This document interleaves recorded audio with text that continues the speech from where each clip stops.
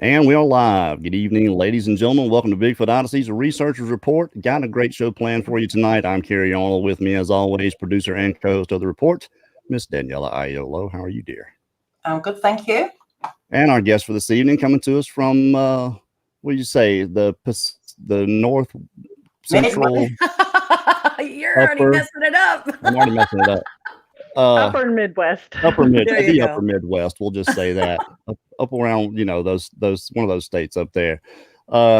Creators of SHE-SQUATCHERS on YouTube. Go and check that out right now. SHE-SQUATCHERS, welcome, ladies. Thank you. Hello. Nice to have you on here. Well, let's just go through the role. We're going to start out with simple. What got you started? Let's go, Jen Cruz. What you started all this, didn't you? I did. And I used to have a paranormal radio show, and I wasn't into Bigfoot. I was into ghosts and things like that. We would talk about metaphysical, all kinds of things like that. And I ended up at a paranormal convention where Lauren Coleman was speaking. And so I scored an awesome in-person interview with him for my show. And during that time, he was so fascinating, all the information that he shared about Bigfoot, that it sparked my interest. I had never really considered the idea about Bigfoot, if it was real or not. I had never thought about it before. And he had an idea that he shared with me. He thought that the recipe for success in interacting with Bigfoot would be to send women into the woods without men, dogs, or guns. So there would be nothing threatening there. He thought that would be the best scenario to get in close with the Bigfoot and have some interaction going on. He had lots of reasons that he thought that would be. He said that women have naturally a good rapport with the great apes, like Jane Goodall and the chimpanzees. But he also said that most of the time when we're seeing Bigfoot near a roadway, it's generally not going to be a family unit of mom, dad, and the kids out for a stroll by the road. We're seeing younger male Bigfoots walking near the road, probably out in the areas and doing things they're not supposed to be really doing. So he thought that these younger male Bigfoot would be more likely to be curious to see some ladies a little up close and personal if they didn't have anything scary along with them, like men, dogs, or guns. So I jokingly said, "Hey there, big boy, I'll do that." And I was really just joking. But by the end of the interview, I was convinced, and I actually volunteered right on the air. So that's how we got started in 2015. Again, I didn't really believe in Bigfoot, but I was open-minded, and I grew up in Minnesota, and I was out in the woods all the time. I had never seen anything that would lead me to believe that Bigfoot was real, but then I wasn't looking for him either. So when I went out looking, I didn't even tell my closest of friends because I was a little embarrassed that I was out looking for Bigfoot. And I'm just going to be totally honest. I was embarrassed that I was out looking for Bigfoot. But that I had such an amazing experience my first time out that all of a sudden I was like, yep, Jenna, you have to hear what happened. It was awesome. And then she's like, what? Why did you do that without me? I want to go. Oh my gosh. I was so jealous. I said, Jen, I have to be doing this with you. Oh my gosh, this is awesome. But then I too got a little embarrassed to tell anybody. But boy, the things we have found. So sorry. Go on, Jen. Well, that was, our first time out. You don't seem to be too embarrassed now, and that's a good thing. And, I like Lauren Coleman. He seems to be a good straight up guy. A lot of those guys, they believe more along the lines that Sasquatch is more homogenous, like along the lines. And I really don't. I think they're different in different places, just like Native American tribes would be different from one another. That's just what I'm equating it to, to what I believe and what we believe we've discovered in doing this for 13 years. Tammy, how did you get to be one of the SHE-SQUATCHERS? Bring yourself in here. Hi. Well, originally, actually, Jen had wanted to bring me onto the team, but there were other members at the time that really didn't want her to have too many friends on the team. So I didn't get to join when she first asked me, but then a couple summers ago, she asked me again, and I was like, you know what? Yeah, I need some adventure in my life. I'm kind of bored right now. So yeah, I'll go with you guys. And that's how I got in there. Fantastic. Well, let's talk for a little bit about what you've collected. I mean, you guys, do you camp regularly? What do you do, Jen Cruz? Well, here's the fun part of that. When Lauren gave me the idea of women in the woods without men, dogs, or guns, we took that and ran with it. But on top of that, I had my own idea for my own experiment. I'm a psychic medium, and I've done missing persons work. We're helping find missing people, and I have found missing people. And I wondered if we could use those techniques like remote viewing to see if we could find Bigfoot in the woods before we got to the woods. And so that was my side experiment. Can we use those senses to increase our good chances of finding and interacting with Bigfoot? Mm-hmm. And so I do something called geographic remote viewing. It's a little bit different than controlled remote viewing. I'm looking at Google satellite images of an area from above, and I'm asking the questions that I would normally ask if I was looking for somebody missing, or, but instead I'm asking, is there Bigfoot here? Are there any Bigfoot here? Is there any Bigfoot evidence we could collect here? And what I see on the picture changes. It doesn't necessarily change for everybody else, but that's how I hone in on a spot. I drop a pin, get a GPS coordinates, and if it's something good, we go there. And when we first started doing that, Jenna didn't really believe in that kind of thing. And she didn't say that, but I knew because we went to the woods, and here's me practically running out of the car because I had seen something there that said Bigfoot evidence we could collect, and it was huge. The whole area lit up, a huge area. So here's me chomping at the bit to get out of the car, and Jenna's taking her sweet time. And I'm like, Jenna, come on. And I'm seeing movement back there. I'm like, Jenna, come on. And I'm going, and I'm now kind of scared because I'm walking towards something that's moving, and she's dilly-dallying at the car. And but when we found a huge, giant, massive stick structure back there, it had towers and everything. It was just amazing. And there were rocks being thrown at us in there. It was pretty cool. And Jenna now believes in remote viewing. So when I say there's something there now, she's like, okay, let's go. and in all honesty, Jen's completely real. I mean, I believe in Jen, but I didn't necessarily believe in remote viewing. I had known, I'd heard that the government used a form of it years and years ago, but I just thought, but when Jen led us to this area, and it turned out that we actually found a structure and some other different things that I'll let her tell you about, I was stunned. And from that moment, I was like, oh, Jen, you are awesome. Please teach me how to do this, because it was amazing. No, that remote viewing, that appears to be the real deal. I mean, anything the government puts any time and money into, there's something there. And we talk about intuition all the time. Intuition is a real thing. You look at someone, they'll turn and look right back at you. I mean, it's just energy is something I don't understand, but I do believe in positive energy and the effects of it.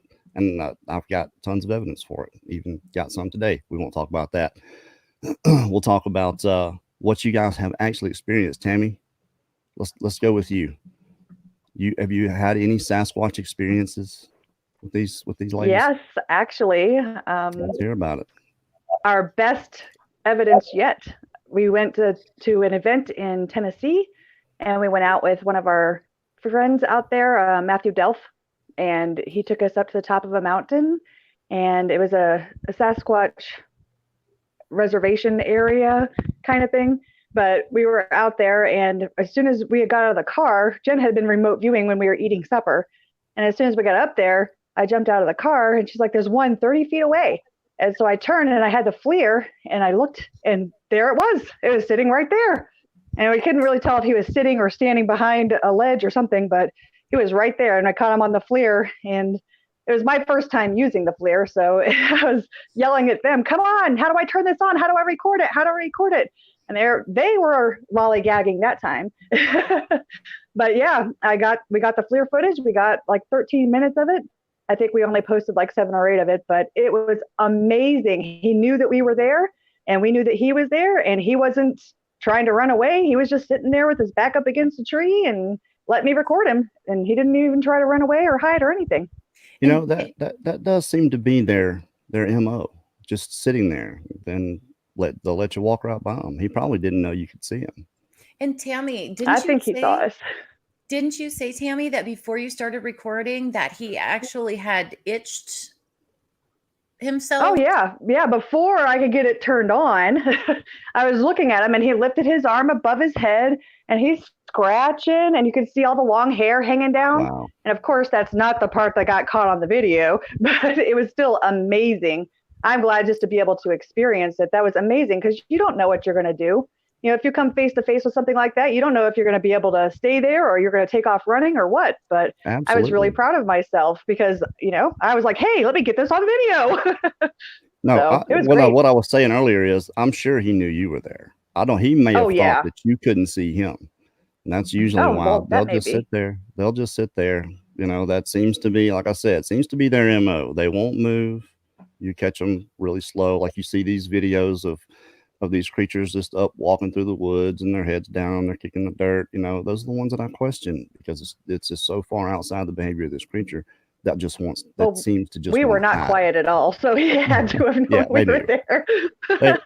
They knew you were there. Absolutely. Yeah. Hey, did you send me the link for that one, Jane? I did send you the link for that. That's the Tennessee Bigfoot. Yeah. Let's have a look. Yeah. Okay. Yeah, I was remote viewing in the car because we'd selected the location at supper. And we drove to it and parked the car, and I pulled out my phone and I still had service. So I looked at it again and I asked, are there any Bigfoot here right now? And I saw one. And, you know, there's like a little measuring tool on some of those Google Maps. And I measured, I'm like, about 30 feet that way. Tammy grabbed the thermal FLIR because it was really dark out. We couldn't see into the woods that way, but she pointed it that way, and there it was. Well, StreamYard has terrible resolution. So, but I really wish that a FLIR camera had a zoom on it because I wanted to get it closer. Right. But I didn't want to walk up closer to him and scare him. So they actually make one with a zoom now, but it's a digital zoom. The lens doesn't move, so you're still going to get a little bit of pixelation. And is that on a handheld? The thermal that we have for the drones, the Bosun 320, it has a digital zoom on it. The thing is, you know, with a normal zoom, you have like a zoom ring and your lens will move in and out. It doesn't do that. Like I said, it's a digital zoom. It'd be no different than you go into your computer and blowing it up. So kind of the same thing. But I mean, that was cool right there. You could definitely see, I saw, you know, the apex, whatever that was, sitting there. You say it's a Bigfoot, I believe you. Yeah. Well, we had it on the black hot setting when we realized that hair shows up as stark white when you have it on black hot, and skin shows up as, you know, gray or black. But if the hair just bright white, so that seems to be what's working the best for us to use in the woods at night. If they can pop out at us and bright white, that's good. So very, very cool. He was working with something on the ground that was not covered in hair, that had a body temperature, appeared to have a body temperature. So we don't know what it was doing. Matthew, we were there for an event, and we were scheduled to leave in the morning to come back home again. So we didn't get to go back there in the daytime again to check out that location. Matthew went back out there, Matthew Dell from Micro, went back out there to check out the location during the day. And in that spot, there was, there's like a hillside that goes down, and he thought that perhaps he was standing there using this area like a cupboard, or like a work shelf. So he was that's why you couldn't see it like below the waist. So at the time we didn't know if he was sitting or what was going on, but so that's what we figure was happening there. They don't like to be out in the open. That's just, we'd have a whole lot better evidence than we have if they did, for sure. Now, before I hand it over to Daniela, just one more question. And I want to let everybody know we will take questions from the chat, probably the last 15, 20 minutes. So get those ready. You guys that are asking questions already, we're not seeing them. So make sure you get those. We'll let you know when we're taking them. Make sure you get those in caps for us. Makes it a lot easier for us to pick out. So aside from remote viewing, do you guys have a game plan? I mean, do you just go out and say, oh, I feel it, here it is, let's get in the car and go? We have had that happen where, we actually had a report from somebody on the reservation that my family comes from, in an old gravel pit. It was no longer used. Just this huge old gravel pit. The native people would go and use it for target practice because they didn't have to worry about stray bullets because they're down in the pit. And so this man and woman, husband and wife, were down there doing target practice, and she claimed that a monkey jumped out of the woods and started screaming at her. And she called to report that a monkey was in there. So she thought it must have escaped from a zoo. So she was calling to report that this monkey was out there so they could come and collect it. And they said, you know, there is no missing monkey from any zoo. You know, but from what I'm hearing from everybody else, these are very respectable people. So, you know, we decided we'd go to that area and check it out. So Jenna and I and another girl that was with us, her name was Nikki. We went there to check it out. Now, there was so many trackways from so many different animals and things. We did find some footprints that appeared to be Bigfoot-like, but it was such a busy trackway area. I just thought, there's just too much traffic through here. So we decided we were going to go up the road to an area on the reservation I had never been to before, because it's a huge reservation. And we start driving, and Nikki was driving. I was in the front seat, Jenna was in the back seat, and I open my awareness fully open if I don't have to drive. So when I talk about that, yeah, my psychic awareness, my spiritual awareness, I would never do that while driving, because it's like walking in two different worlds. You're not fully in one or the other. So I would never do that when driving. But if somebody else is driving, I can do it. So I open my awareness fully, and we're driving along, and I started screaming because we're going 55 miles an hour, and I start feeling an energy that I've previously had identified as feeling, the energy feeling of Bigfoot. And I started feeling that pull me to the right, and I started screaming, "Stop the car! There's something in the woods back there. We turn around. We got to get back in that woods back there to the right." And Nikki's like, "What are you talking about?" And I said, I feel it. There's one back there. So we turned around, and we went back to this area, and we actually found a way to drive into it. And back behind that woods was a gravel pit that we didn't know was there. Now, this was up the road from the other one a couple of miles. And so we get there, and we pull in, and we see, plain as day, there's these beautiful footprints going straight up this steep gravel pit hill. And it was so steep that the girls, Jenna and Nikki, tried to climb it, but they were on their hands and knees, and they take a step and they just sink right back down. Mm-hmm. It was so hard. So entertaining to watch. I didn't do it. I stayed on the ground. Yeah, so she gets to talk about it and tell us that how wonderful we looked from behind. It was bad. But the footprints, I mean, they didn't slide like that. This thing walked up there and didn't put its hands down. And the footprints, we measured them. They range from 24 inches long, which we think it was sliding, to about 18 inches long, and in 5 toes, and it went all the way to the top. So what's really cool is Jenna gets up to the top finally, and and she looks around, and I say, "Jenna, where did the footprints go?" And she's looking, and they disappeared. Jenna, tell us about the footprints. The footprints went straight up, like Jen said, it was straight up this gravel pit. Now, like Jen was talking about, these were about, what was the toe to heel ratio? Do you remember, Jen? I don't know. We have that written down somewhere. Yeah, we've got all this information. Sorry. Anyway, so I finally make it up this hill, and we're talking about me every step and every move. I mean, I'm grabbing sand from the hill trying to get up, and Nikki stopped about 3/4 of the way. So I have to say I did make it up myself. But by the time I finally got up there, I noticed that when I get up there is like it's flat up there, and there are no footprints. These things just stop. And I turned around, and then all of a sudden I just kind of had this tug of feeling like, no, you need to look back. And during this time, I had my Canon camera hanging from my neck. So I grabbed my camera and I started taking pictures, because when I looked down, there were circles, and there was 3 circles. We actually have pictures of these circles.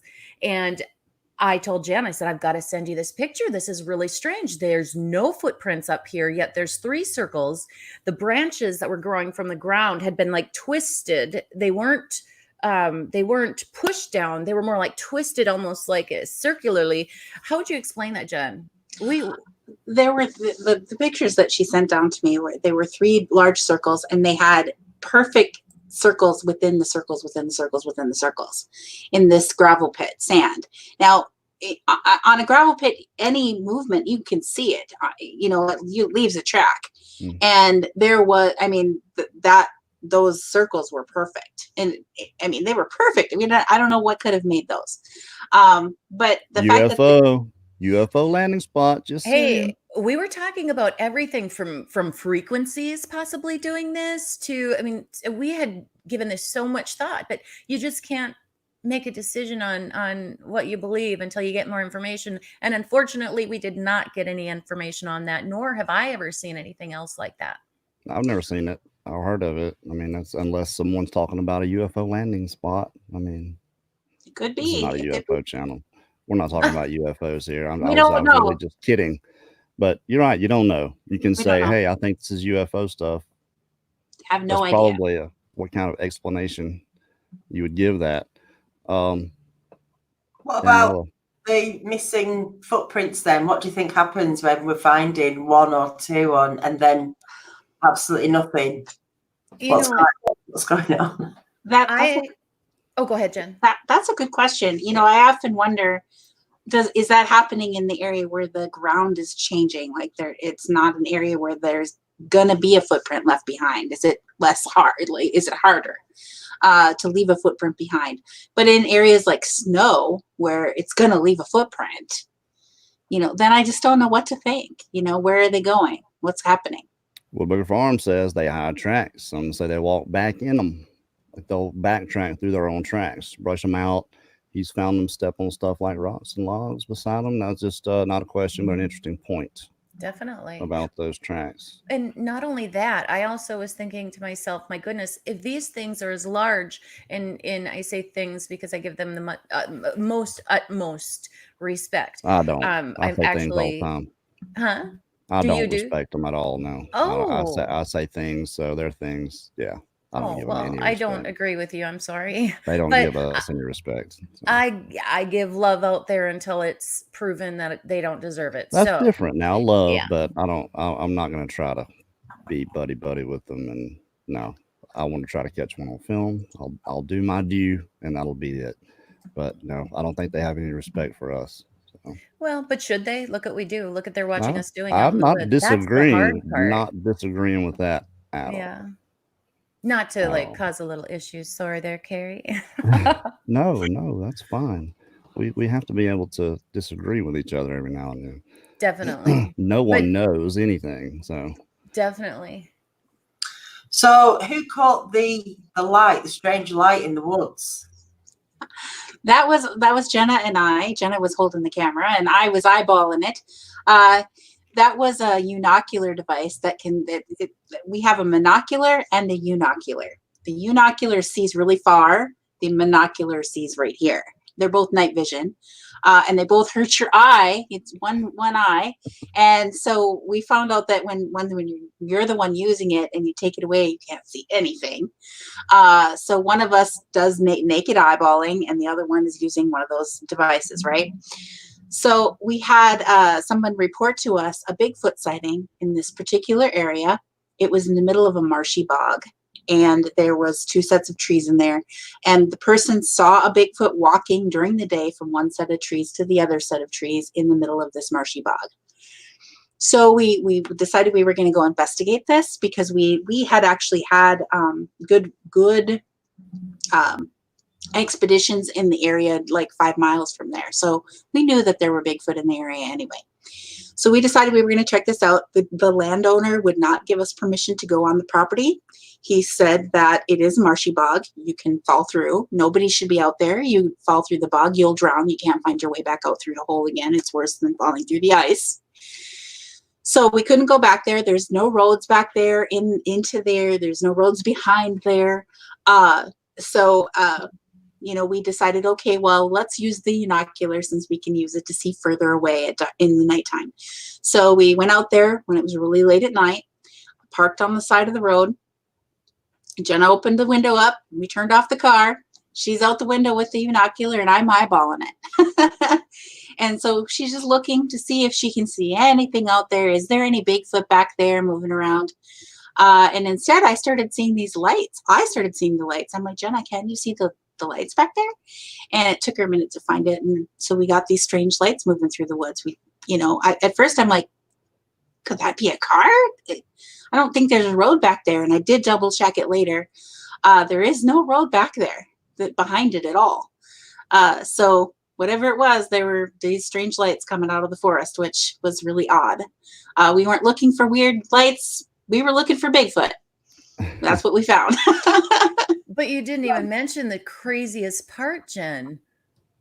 See, after we had seen these lights, we had captured them on film, and we were like, wow, okay, we've got enough. So, because we had been there for a while, we had literally just turned out all of our equipment when all of a sudden the lights in the car, all of them on, I'm talking all of the lights inside the car go on, off, on, off, on, off. And I thought Jen had done that. And I thought, weirdo, you just think weird. Why would she do that? And then she said, that was weird. And I said, you didn't do that? And she goes, no. So it was the strangest thing. That was weird to me. That was weird. So I'm like, all right, it's time to go, because that was just weird. Yeah. I don't know what that was, but we just left. So that was. Wow. That is strange, isn't it? It's like moving. It is moving through the. Well, did you see the flash on the inside of the lens there? Mm-hmm. That's a light shining. That's like a beam. That's almost like somebody with a flashlight. I mean, I'm not saying that's what it is, but I mean, crazy. Definitely weird. And it was the middle of the night, and this is in the middle of a marshy bog. I did go out back there the next day, and we took some video of it from just with the regular camera from the road, from the same place that we were in. And then you can see how far away we are, and we're across this marshy bog. But that camera up here makes it look like we're right up on it, but we were pretty far away from it.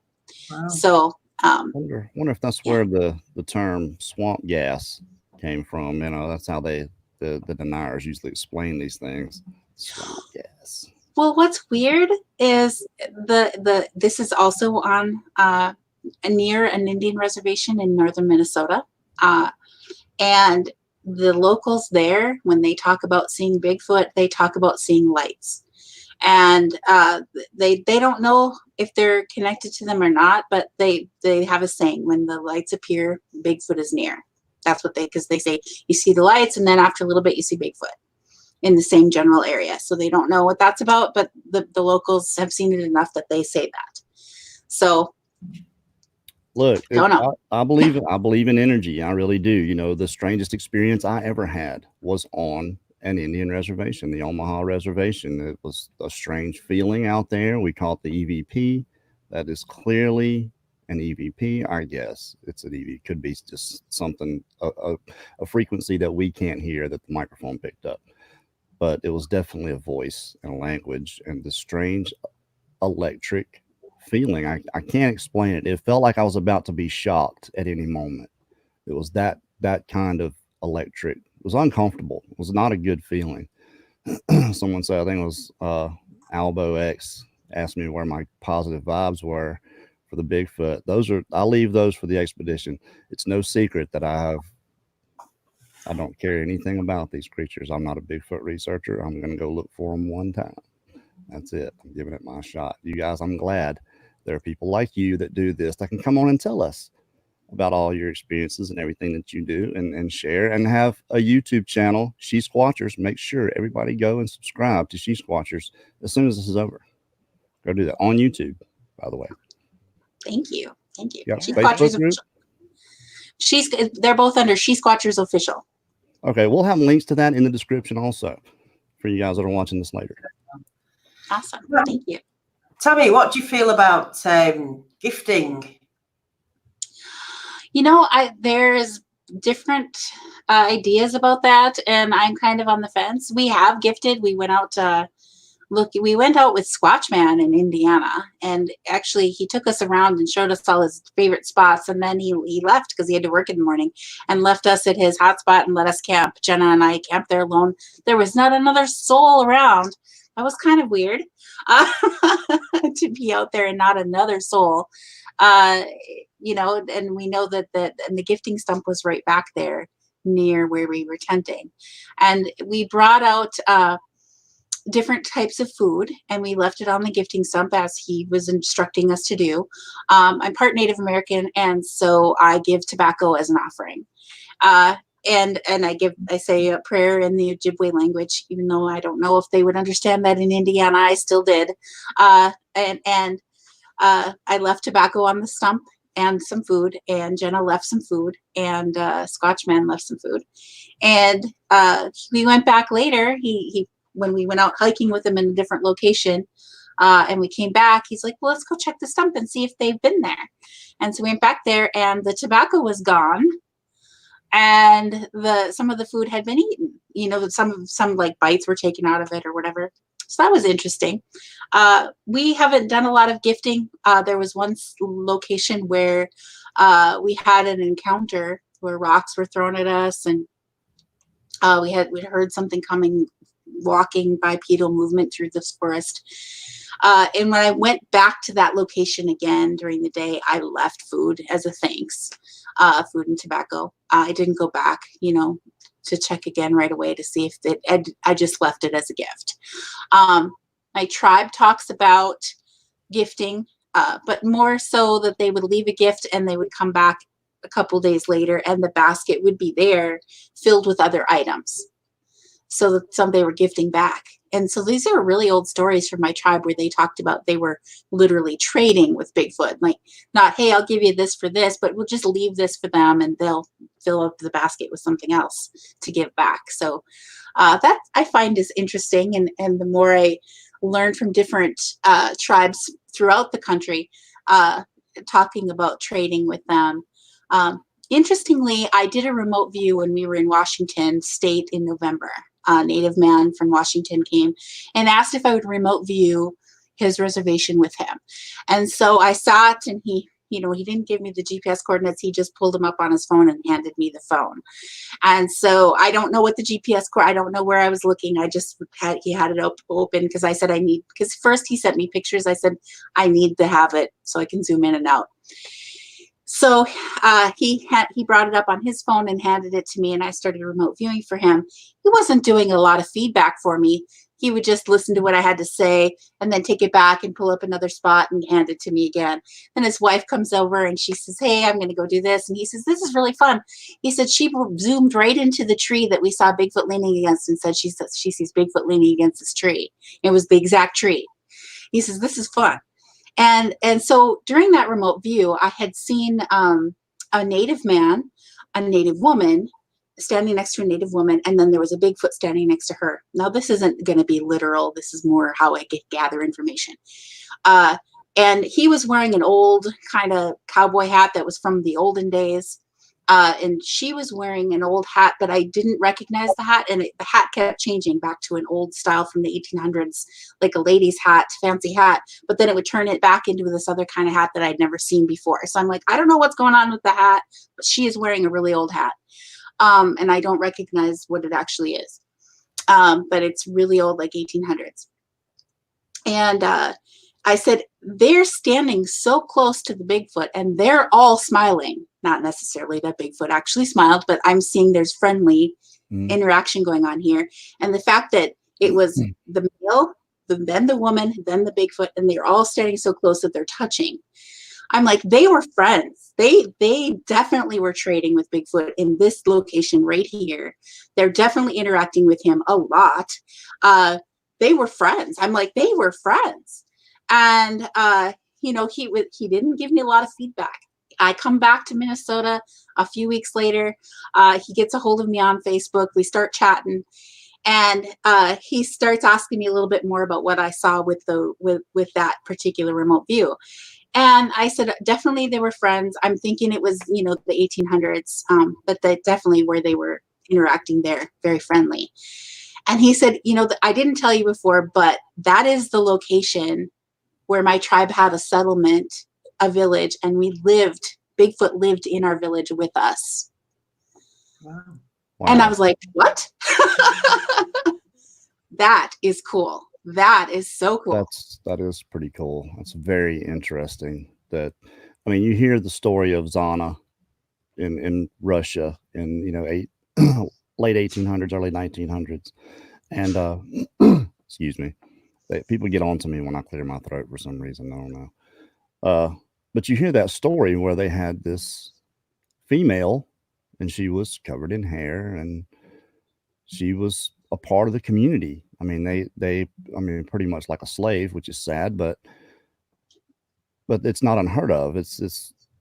I believe it absolutely 100%. Now, normally, you know, where I go with this is I don't think these creatures are nefarious or are good in any sense, just as a whole. I don't think anything they do is grounded in morality.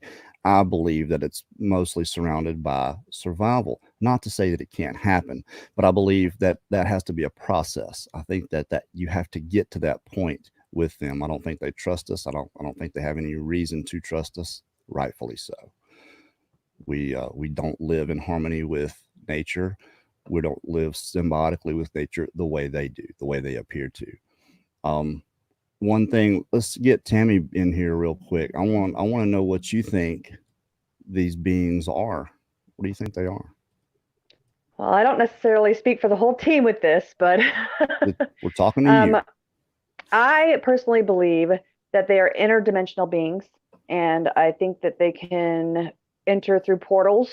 I think there's a lot of history and archaeology and cave writings that have portals drawn with Bigfoots. I think that they can move interdimensionally throughout time, or however, you know, be one place 1 second and another place another second. And I've also heard stories that there are underground caves that travelers go through, and it may take them 2 days to get someplace, but it's really only, you know, a couple hours until they show up someplace else, or even instantaneously. So I think there's a whole other part to this that really needs to be investigated. That's a popular belief. Jen Grover, you agree with that? No, I am under, and let me just explain. I really appreciate everyone's point of view on the team. In fact, I appreciate a lot of people's point of view. There are so many different ideas on what Bigfoot is and what Bigfoot can do and how they travel. For me, I believe it's a flesh and blood creature. I think that we as human beings are able to receive information, you know, psychically, which I don't use the word psychic very much because I think it has a lot of negative connotations to the word. So what I say is the receiver of information, which is, you know, we receive whatever we receive, whether it's prophecy to help someone, prophecy to help us help someone, or, you know, maybe just delivering a message from someone who's passed. So if we as human beings can do this, and we've got so much more on our minds, what do you think Bigfoot is capable of doing without all of this chaos going in their mind? I just think that possibly they would be able to receive information like we do, but they just share it in a different way. And I think it is part of their survival. I don't know any positive facts on anything. That's why right now, all I can say is that I believe it's a flesh and blood creature, but I do sway in the way of thinking that they may have some abilities as well as, you know, just like humans. So, well, you have to be open to everything because we really don't know anything. And, you know, it doesn't matter what you believe. You know, Ron Moorhead, when we have him on, he is very convincing with the whole quantum Bigfoot thing. So, you know, and that being one aspect of this, I believe they're flesh and blood. We have blood samples from them. That doesn't mean that they can't do all these extra things. My thing is this: we don't know a lot about them. And if our goal here is awareness, which is what Bigfoot Odyssey's goal is, to push awareness and bring more people into the subject, all these things that we're not sure of, that there's not really good evidence for, is a bridge too far too soon. Now, everyone that believes that is going to be ahead of the curve. Absolutely. But for someone that doesn't know much about it, maybe they're on the fence, they're just looking into it. They look into it every now and then. Hey, it's been a few years. Let's see what's happening in the Bigfoot community. They look in and they see all this portal jumping and Bigfoot cloaking and disappearing. And whether it happens or not, people are usually not going to stick around for that. So my contention is, let's prove they're here first. Let's just do the basic stuff first. Let's show everybody these things exist. Then we'll get into all the crazy weirdness that these things do, because there's something there to it. There is something to it. There really is. I believe that. There's some kind of energy going on there. I don't know. I've felt it. I've experienced it myself. I would have had to. Someone couldn't tell me any other way. Jen Cruz, what do you think? Well, I got to tell you, whatever this cloaking thing that they're doing, Jenna learned how, because we found with that structure that we found in the forest, it was really big, and they had strategically taken smaller trees, pulled them out of the ground, and stuck them sticks in different places, so that almost making it blind. So if you got away from this thing, you couldn't see that it was there. So you had to be right up on it to be able to see it.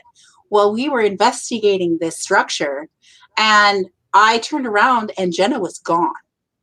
And I freaked out. I'm like, Jenna, where are you? I can't see you.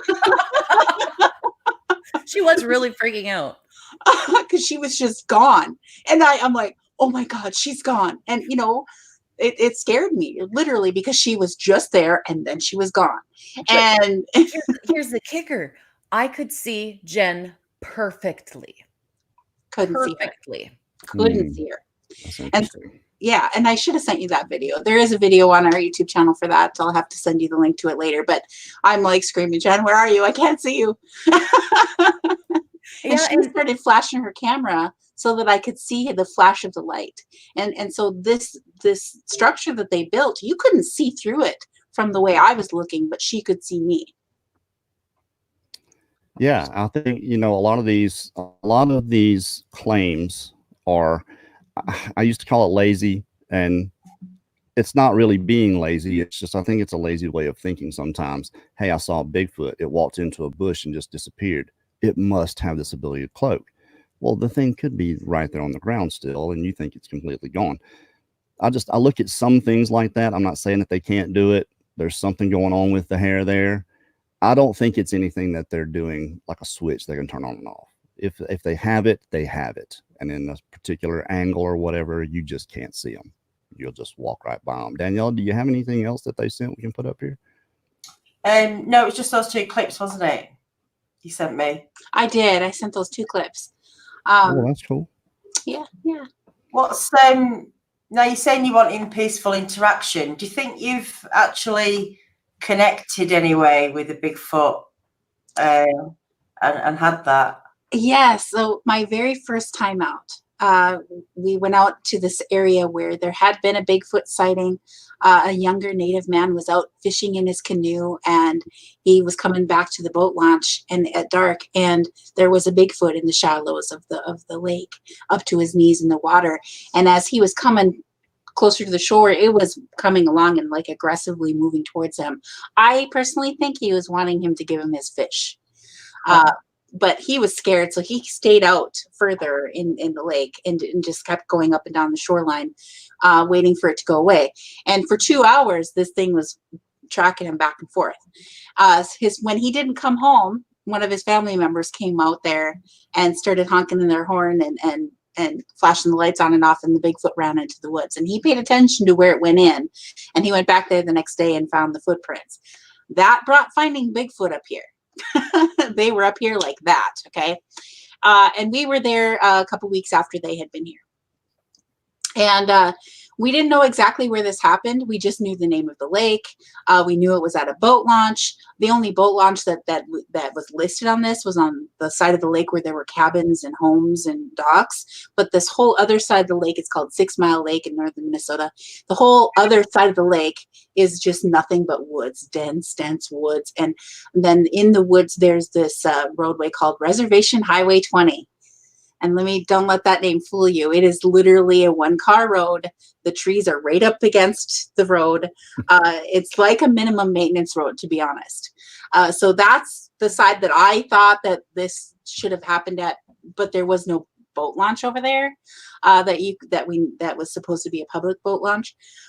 So we just went there during the day, and we scoped out the areas. I felt this energy feeling in this one particular location that I dropped a pin on it to mark the GPS and kept note of that, of different areas that I wanted to return to after dark that night. And so, but this particular area I was vibrating, like a physical sensation in my body. I was vibrating at a sensation I'd never had before.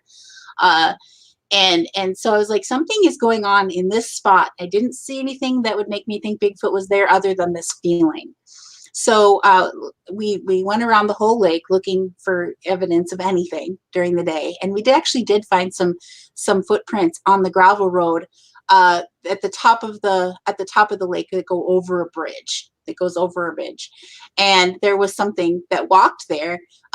It must have been wet at the time, and then it hardened. It was easy to miss. We all walked right past it. Something told me to turn around and look back, and then I saw it the other way. Very large footprints, nothing that you could cast. You could barely see them, but they were there. So that was interesting when, of course, we took note of that. That night, we went back there after dark. We went to the spot that had that interesting energy feel. It was so dark, you couldn't see anything. We got out of the car there, you couldn't see anything. There was 5 of us that night. This was my very first time out. And one of the girls had borrowed a very cheap FLIR, one of those handheld ones that you pull the trigger and it takes a picture, a thermal camera. And she borrowed it from somebody else. She didn't really know how to use it. She handed it to me to play with when she got out of the car to get her stuff out of the back hatch, and everybody else went back there. I had my stuff already. So I'm playing with it. I'm excited to try this out. I'm scanning the woods with this thermal, looking at it. And I get to the point where I'm pointing it out in front of the car, and there's someone standing there. There's somebody standing there. And I assumed it was one of the girls that had grabbed her gear and walked out in front of the car, because there's a person standing there. You can see the shape of a person. And I said, hey, who's in front of the car? Expecting one of them to answer, and nobody did. And I kept saying, hey, who's in front of the car? And nobody answered. And Marlo, came rushing up to see what was going on, because I was starting to sound more anxious in my questioning of this. And she looked and saw what I was seeing on the screen. There was a thermal, somebody standing there. It was red and yellow. In hindsight, now remember, this was my first time playing with a thermal. In hindsight, I realized that this person was not wearing clothes. Because when I pointed it at one of my teammates, you can see different colors coming up on the thermal, because their clothes are changing the temperature of the outside of their body. But this person standing there wasn't wearing clothes, because there was no interference of that body temperature going on there. All solid. All solid, red and yellow. Yeah, and this is on your channel, right? We did not have this recorded. No, because all I knew was that this was a point and click thing, and she didn't even have a memory card in there. Those are important. Those are usually important. Again, she had borrowed it from somebody else. She didn't even get the charger to bring along. So, this was our first time out. And so Marlo saw it with me. She saw it too. And then she said, and then she looked at the area where I was pointing it, and she said, I think I just saw eyes. And so I looked up from the screen and to see if I could see eyes, and I didn't. But when I looked back down, I couldn't find it again. So we decided we were going to walk into the woods in that direction, because it was on the left-hand side of the road on the woods edge. And so we decided we were going to walk into the woods that way. And so 3 of us decided we were going to go that way. The other 2 decided they didn't want to go that way. And so we took a few steps into the woods there, and all of a sudden you hear something coming down through the branches. And I'm hearing something. I'm like, what is that? And then there's something that falls right in front of me on the ground and bounces. And I'm looking, and I said, is that a rock? And Marlo says, I think that is a rock. And then we hear another one coming. You can hear it coming down through the branches, like something's lobbing rocks in front of us. And they were about, the size of a 50-cent piece or a silver dollar. They weren't big rocks. And there was multiple rocks that kept coming and landing in front of us about 3 or 4 feet. And so I opened my awareness, like, what does this mean? I didn't know. I remember this was my first time. In all honesty, I didn't know that Bigfoot were known for throwing rocks at people. I had no clue. This was just shocking to me that this was happening. I grew up in the woods in Minnesota. Nobody, nothing has ever thrown rocks at me before. I didn't know what was happening. I was just in shock. Like, what's happening here? So I was like, what does this mean? And so I was trying to figure out, what does this mean? And I just felt like, don't walk this way. And I'm like, okay, so we're not walking that way. Turn around and go back. So then we were standing on the road, and one of the other girls says, hey, I'm going to do one of those Bigfoot whoops. I said, okay, do that. And so she does a whoop, and we're standing there to see if anything replies, right? And all of a sudden we hear something start walking towards us. Bipedal movement. It's big. It's cracking sticks. And we're all pointing our cameras at it, that sound. But most of these girls were paranormal investigators. They had good night vision equipment, but it was more for lighting up the darkness of a house, not a woods. It didn't light up very much of the woods at all. It didn't go very far.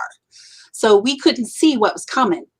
And you know, it was definitely coming. And then all of a sudden it's like that sound multiplied, and there was something coming at us from different directions all at once. And we're like, okay, we're getting surrounded. What do we do? And we circled up back to back facing out. We didn't talk about that. It just kind of happened. And I kind of thought, wow, look at us. This is kind of a good defensive thing to do that we just automatically did. And we're all just standing there. And one of the girls says, Jen, do your tobacco thing. And, you know, again, we were on an Indian reservation. I am part Ojibwe. I do speak some of the language. And so I did an Ojibwe prayer. I took the tobacco out into my hand. I started to pray out loud in the Ojibwe language. I did my formal introduction with all of my spirit names. So I introduced every single one of my names and did like a really old school formal introduction where I started naming my family members and the one who named me. Then that's what you're supposed to do till they recognize who you are, by knowing somebody that you're naming. And then I said, Miigwech, Memegweshig, which was thank you to the little people, the nature spirits of the forest. And I said, Miigwech Kichisabe, which is thank you, Bigfoot. As soon as I said thank you, Bigfoot, it stopped. It didn't retreat. Everything just stopped. And the girls were terrified. All of them were most of them were just like scared out of their gourd. They jumped in the car. They didn't want to get back out again. They wanted to leave now. They said, I don't know if I want to find Bigfoot anymore. Maybe he could walk out in front of the car. We could get a picture of him, and that would be good. But I don't think I want to find Bigfoot anymore. They were terrified. It's been a challenge to find girls that aren't scared when something happens, that they want to go back again and do it again, who get as excited as I do. For me, I was excited because I'd always heard stories from the tribal elders that you can talk to them and you can pray to them. And I've heard stories of that. Did I know? I mean, I don't disbelieve what the elders tell me, but I'm a logical thinking person. I know that I say I'm a psychic medium, but I still have this logical, skeptical way to me. I have to experience it myself in order to really fully grasp a hold of it and say, yeah, that's true. So it's not like I'm saying they are lying. It's just, well, they haven't experienced that. But that I have to say, I experienced that they listened and they reacted to hearing me say, thank you, Bigfoot, and they stopped. Now, the girls didn't hear me say, thank you, Bigfoot. They heard me say, Miigwech Kichisabe. They didn't know what that meant. Mm-hmm. So for me, I was excited that it replied. To them, they were pretty scared. I can imagine. The whole thing to me is scary. I mean, it can be terrifying for anybody, but I can imagine it is hard to find, you know, other females around that want to do that. I call it a sacrifice because to me, that's what it is. You're sacrificing. Well, you're sacrificing your time, your sensibility, your reputation, from anyone outside of the community. But yeah, no, I get it. And I mean, that's absolutely incredible. The whole thing. Well, we are going to start taking some questions from the chat. While you guys are getting those together, remember, put them in caps so we can find them. I just want to let everybody know, you know, I did a little live show earlier today. I put out the call and I got so many responses. It was incredible. I just want to thank everybody that responded. All of you, I actually chose 2 instead of 1. Christopher Noel is going to be going, and Malcolm Taff or Taffy. I don't know. It's Taaffe. Sorry, Malcolm. You'll tell me. You'll correct me. I'm sure it's one or the other. And those guys are going to come down and help with the expedition and take over for the ones that dropped out. Chris Benkini is going to be assisting me also. He lives in the area. So he's going to be just helping me keep everything straight because it's going to be a logistical nightmare. We got handed a gift, and it's a place. We can't tell you where it is. No one except the guys that are going are going to know, and all those guys are signing an NDA. No one can know where this place is. It's private property. It's 6,200 acres, and this place is incredible. The way the man explained it to me is no one hunts it anymore because of the screams. Now, he's seen these creatures down there once. The Seminole Indians have thousands of acres that butt up to this property, and they see them all the time. He hears them screaming all the time. He will not go out there at night. They have dogs. No one hunts out there anymore because the dogs that they take to hunt with won't hunt. They won't even get out of the buggy. So he's given us full access to this property, and that's where we're going to be for the expedition. That's where we're going to do it. We're going to go and see what's out there, and all 12 of us are going. So we're going to have 3 to 4 at a time going out. Do one. When those guys come in, the next set's going to go out. So we're going to be filming constantly, and you guys are going to get a good story out of it. But I really want to thank you guys, Miss Donna from Florida. She called. It was really great talking to you. But just want to thank everybody that put in and wanted to go. And we did choose Christopher Noel and Malcolm Taff. I'm just going to say Taff because I think that's what it is. So we got any questions? We have. Here we go. Matrix 7, Adventure, Marianne. Have any of you ladies experienced Dogman? Any bluff charges or mind speak? Dogman, I can say that I don't think that we have yet. And from what I hear from most people is they're more aggressive. But I don't think we've had actual experiences with Dogman yet. Okay. As far as mind speak, can I answer that one? Oh, right.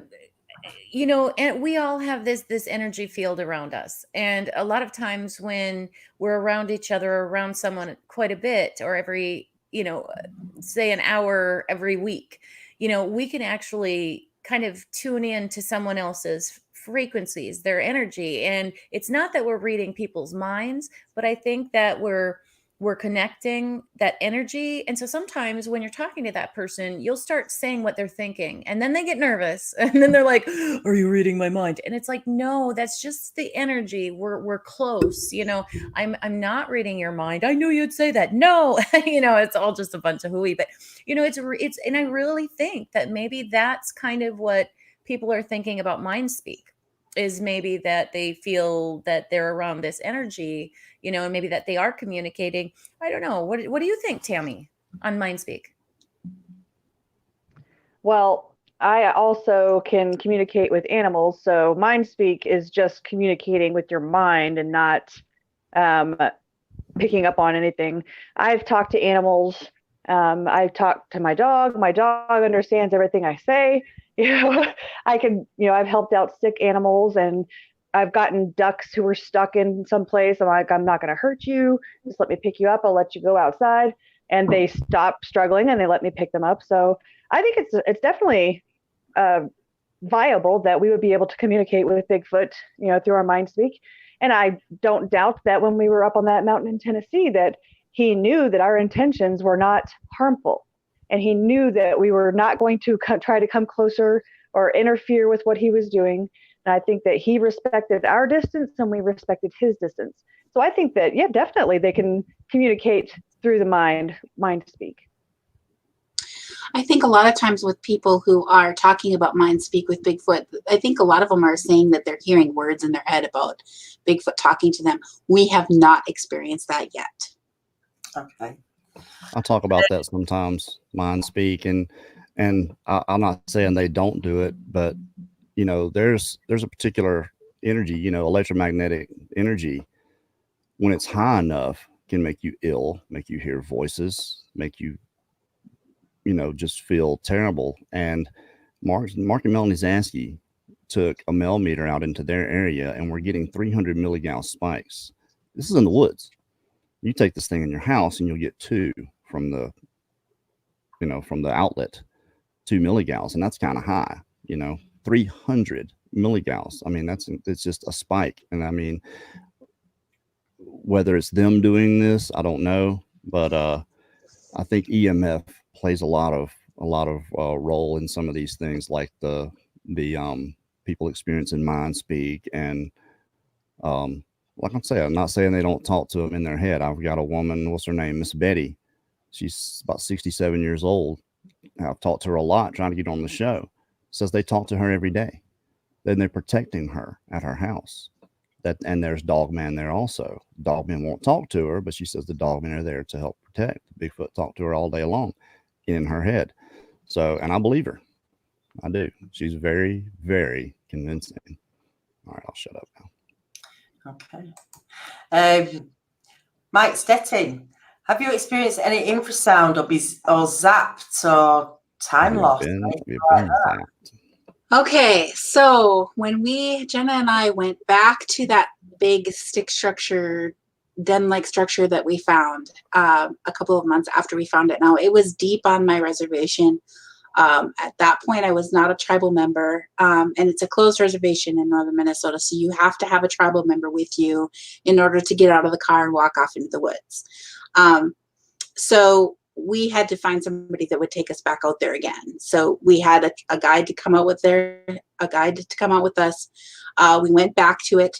I had the GPS coordinates. We walked straight up to it, and I was convinced that this wasn't it.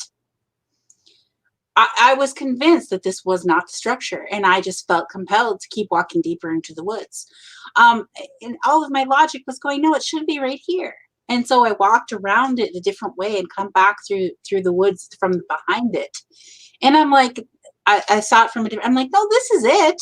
Why didn't I think that this was it before? I mean, I was confused, and I continued to, Jenna, did you think it was it? Sorry about that. I was on mute.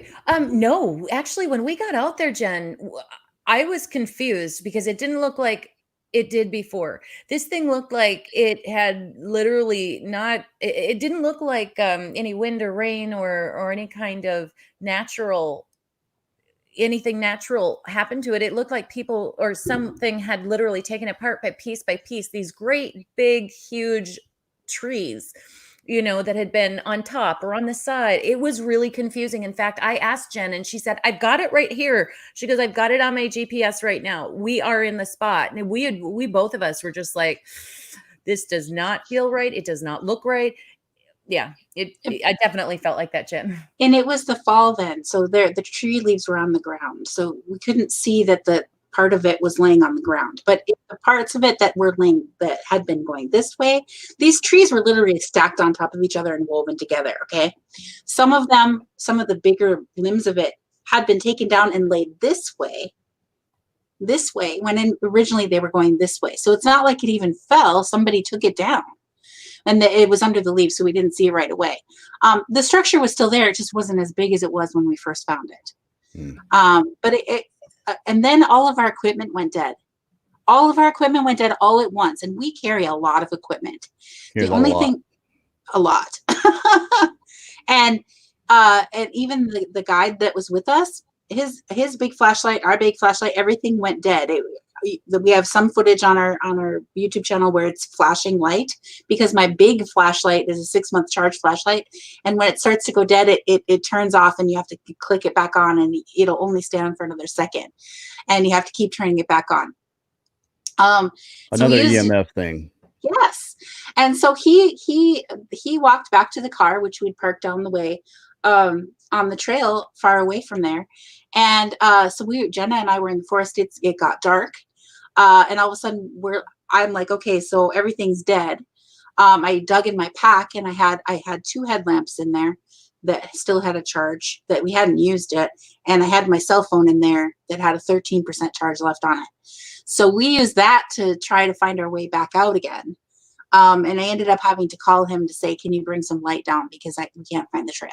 Oh, but before that, Jen was really nervous. She started getting really nervous, and she was telling me, Jenna, I don't know where to go. And I said, I really think it's this way. And she goes, fine, then just lead us. And so I said, okay, let's go this way. No, you're not right. And I just thought, oh my gosh, seriously? Well, guess who was right? She was right. Right. On the record, Jenna was right and I was wrong. You'll But never I hear just- that again. That is on Tammy's the record. laughing because she knows it's true. Jen will never say I'm right. Oh, that's funny. It's that on the was your record one now. time, Jenna. Yeah, that Write was it my one down. time. I think it was my one time. I'll take it. I don't That was your care. one time. So, but I just kept thinking about the people that keep walking the wrong way and then they get really lost. So I'm like, I think we should just stop, because what if we're going the wrong way? And then, because we were on the reservation, there's not a lot of people out there. I mean, and there's wild dog packs, and I'm just like, let's just stay still. He'll bring the light down. But he didn't answer the phone. He didn't answer the phone. And then I'm texting him and I'm like, I was panicking. And then he started walking down the trail with the new flashlight that he got from the car. And it started dying as soon as he got close to us, which was interesting.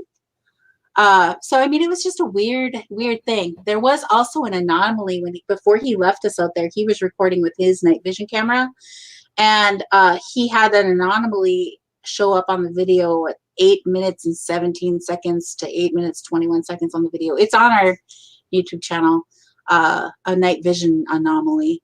And it looks like a pie slice of white light just flies right past him. It literally comes right at him and right past him.